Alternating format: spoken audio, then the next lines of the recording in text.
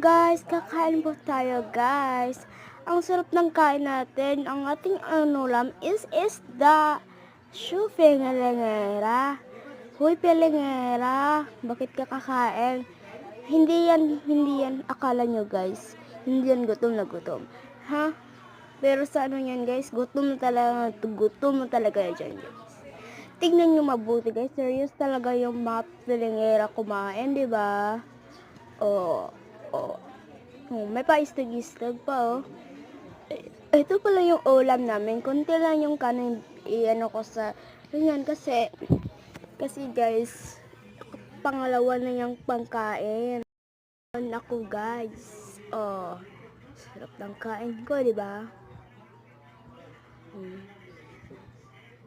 Napatulala lang ako sa pagkain. Bakit may ano talaga? Oh my gosh. Telengera. Wala talagang naisip guys. Ito pala yung pitchil namin. Kasi ang iba naman ng pitchil namin ay nasira. Sinira ng kapatid ko. Yung isa naman yung pitchil na color yellow. Paano yun? Pang ano lang kape.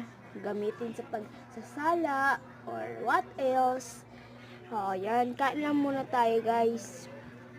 Yan yung sili guys, hindi ko kakainin kasi ang kakainin ko guys is mahanghang talaga guys.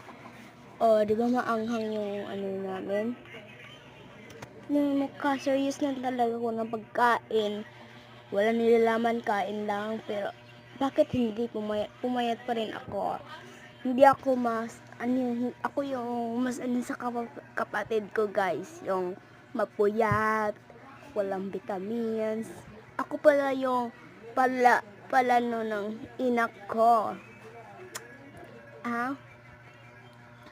Yan, kain po tayo guys. Ispilingera talaga ang dating ko guys, oh. May pa ano pa ko sa kaano, oh. Serious talaga ako sa guys, taon lang. Ito po yung baso guys, bago po yung binili. Because ang iba niyong binili na yung baso, mga plastic, is nasira na yun guys. Puro sira. Tignan nyo guys, sira talaga no. Ito pala yung mineral yung inumin ko guys kasi hindi ko gusto na.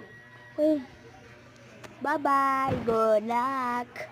Miss Pelengera. Thank you for watching. Bye. Good luck.